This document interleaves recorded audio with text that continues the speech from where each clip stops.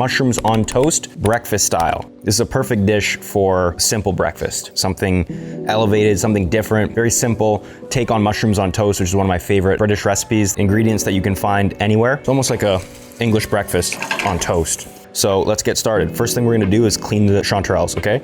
So these chanterelles have little dirt attached to the bottom. All you wanna do is cut them off. Sometimes you're gonna see these mushrooms and they're really dirty. When I was working in Europe, a lot of times we would get these beautiful mushrooms and you get them graded. So you can get different sizes if you want small, medium, or large. And the forager will actually go through and grade them for you. So they're all the same size, which is important when you're working in a high-end restaurant. But for the purposes of this video, it's not that important. We're gonna cut them down. All right, they're a little bit dry, which is fine. I'd rather have them be on the dry side than on the overly wet side. You kind of want to cut the woody bottoms off is what I'm doing.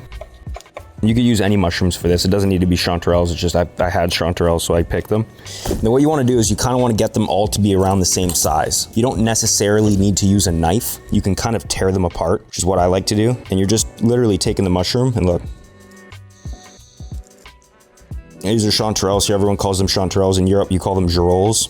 Chanterelles are different. Feel around with them, right? If they're really woody and dry, they're gonna be chewy and rubbery to eat. Get them all the same size. The next step is we're gonna need to wash them. So mushrooms into the water. Anytime you wash a vegetable, it shouldn't necessarily be cold. It should kind of be room temperature, lukewarm. Helps the dirt and the soil come off of it naturally. And you just wanna agitate them a little bit. The other thing is you don't want them in the water for too long. You don't want them sitting in that water and soaking up the liquid. You kind of want them in and out.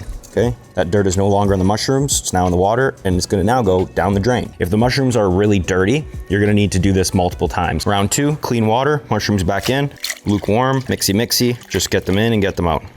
Still dirty, but less dirty. Round 3, mushrooms back in, that's the last one. What I'm gonna do now is, a little bowl, take your mushrooms out, a little bowl with some paper towel, put your clean mushrooms in that bowl. Now you have clean mushrooms. It's a beautiful thing. Next thing we're gonna do is start our bacon. We wanna do the bacon first because we want the bacon fat in the pan to cook the allium and then to put the mushroom in, okay? You gotta think about what size bacon do we want on the finished product. If I cut them down like this, I think it's probably gonna be a little bit too big. So what I'm gonna do is cut the bacon in half and then cut that down into sort of more bite-sized pieces that we're looking for. Our pan is not on. We're just gonna cut our bacon straight down, whack that into the pan. Turn the pan on medium heat, okay? Medium heat. If you're bored a little wipey. Next thing we wanna do is shallot garlic, start that. Take your garlic, 1 clove, should be more than enough. I find a lot of times people like to go a lot of garlic. I don't think you need to go a lot of garlic. I think garlic's pretty powerful. Pure yourself shallot. Don't need to go too much shallot either. We have some of that in the hotel butter. Half a shallot should do it. Our bacon's on, starting to sizzle away. Knock that garlic down. Like I always say, put a little bit of salt on the garlic. Helps with the chopping situation. Starts to break it down a little bit. Doesn't jump around so much on the board. It'll start getting tacky, sticking together. Makes it a little bit easier to chop. A lot of different ways to do this too. If you want to sort of pulverize the garlic, you can take your knife and run your knife through the garlic like that, right? And make it really sort of broken down and almost like garlic puree. I'm not really looking for that right now. What I'm looking for with the bacon, guys, is just for it to be like nice, caramelized, crispy, all right? The fat sort of rendered out. Shallot.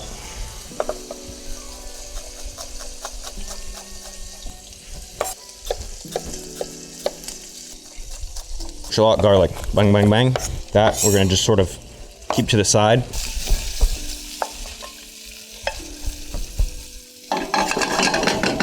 Going tomatoes, I'm just gonna cut them down into sort of little bite-sized pieces. I would say these tiny tomatoes I'm gonna cut in 4. They're beautiful, very ripe tomatoes that I got from the farmer's market. They smell delicious, they're sweet. Just knock the core out. Don't need too many. Got our bacon there getting crispy again. We're gonna get a little bowl with a paper towel ready to take it out, okay?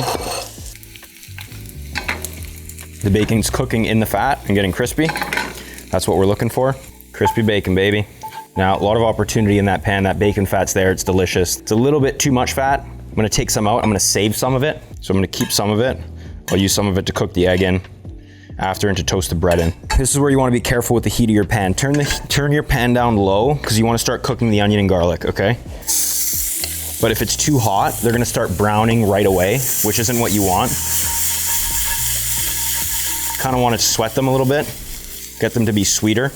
not necessarily roasted and bitter right off the bat. Okay, the reason why you're putting the onion and garlic in first, guys, is because if you put the mushrooms in first, you start sauteing the mushrooms and then you put the onion and garlic in, there's gonna be so much stuff in that pan. The onion and garlic isn't gonna cook evenly. You're gonna have some that's caramelized and some that's burnt, some that's raw. You really wanna make sure you cook your onion and garlic first, nice, gentle, soft, get them to where you want it. Then you put the mushrooms in, turn the heat up and start sauteing it a little bit quicker. Okay, onions and garlic are where we want them. Sweat it down. They're more cooked now. Look, we're gonna go in with our mushrooms. Bang. Turn the pan up, okay? Medium to high, in between medium and high. And you kinda wanna just get that toasty going on. Quick saute, keep the heat of the pan high. You want the mushrooms to be sizzling, all right? You want them to be sort of roasting in the pan, not bubbling and poaching. Mushrooms have a lot of liquid in them. So if you put mushrooms in a pan that's not hot enough, you're gonna start drawing out that moisture and they're gonna start bubbling. Anytime you cook mushrooms, make sure you cook them hot and fast, okay?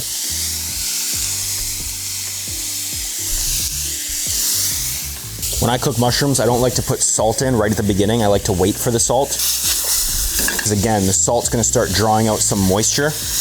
And I kind of want some color on the mushrooms, some roasted flavor on the mushrooms before any of that moisture comes out. Now it is worth noting as well, these mushrooms are gonna cook quite quickly. They're very thin. They're not gonna take too long in the pan. I would say once you have the mushrooms in the pan, you're looking at maybe, 2 minutes almost start to finish, okay? Get some black pepper, fresh ground black pepper, makes a big difference. Now, when I'm cooking mushrooms, I like to start the mushrooms in oil, get the color that I want, get the flavor that I want, really get that roast going, and I like to finish them in the last 25% of the way with butter. In this case, we're using our maître d'hôtel butter. If you don't know how to make maître d'hôtel butter, you're in luck because I have a video that explains how to make maître d'hôtel butter. Everything's cooked in here, shallot, garlic, lemon juice, parsley, butter, salt, pepper, okay? Look, our mushrooms are almost where we want them. They're about 75% of the way, like I said. Now what I want to do is just make a little area in the middle of the pan to put our butter. Look, take about a tablespoon of maître d'hôtel butter, whack that in there. That's going to start caramelizing. Okay, the mushrooms are starting to take on some color now. They smell amazing. Now is when I'm going to go in with my salt. Let that butter cook for a minute or 30 seconds with the mushrooms. Get the flavor going on them. You could see the bottom of the pan, stuff starting to caramelize a little bit. I'm gonna go in with tomato. Tomatoes have loads of moisture.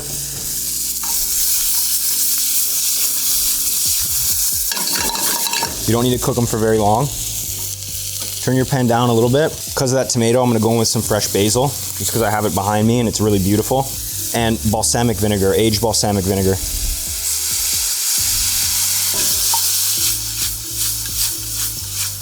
Okay, pan is off. Knock that out into a bowl.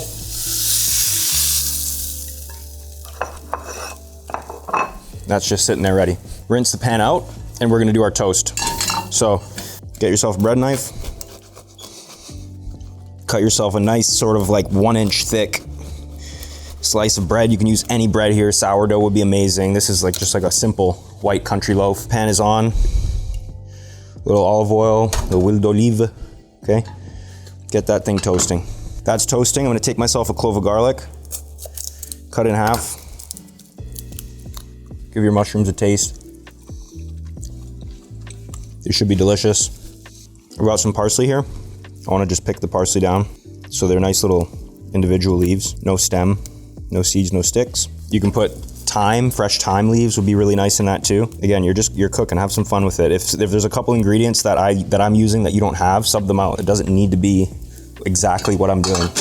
If you need a little bit more fat, you can use some of your bacon fat. And what you want is just crispy. Give it a little press in the middle so the middle's getting caramelized as well. It's a beautiful thing right there, boys and girls. I got some spring onion behind me here. That looks incredible. Okay, toast it on both sides. Get that on your plate. As soon as it comes off, it's really crunchy. Take your half clove of garlic, raw, and just brush it over the crispy part of the toast, and it just perfumes it with that garlic flavor. It's really good. It's like garlic bread. Pan's on low. Bacon fat again. Now take your egg. Beautiful eggs I got. Again, farmer's market. Shout out farmer's markets. Get your egg in, just start frying it. There's a lot of heat in the pan, just be careful with it. You don't want it to be too hot. salt, pepper, and you're just frying that egg in the bacon fat. Now here's a trick that I learned from my grandfather. Shout out Papa if you're watching this. He used to cook me fried potatoes and eggs all the time when I was a kid. And he would cook it with so much olive oil. You just had olive oil everywhere. Olive oil over the stove, the kitchen, everything like that, all over his shirt. Shout out Mummy for cleaning Papa's shirts with olive oil on it. Take your fat in the pan and just baste the top of the egg with the fat that's in the pan. And then you're kind of cooking the egg from the bottom and the top at the same time, which I like. That's almost there. I'm gonna let that finish cooking. What I'm gonna do is take some ricotta, mushrooms, and tomatoes.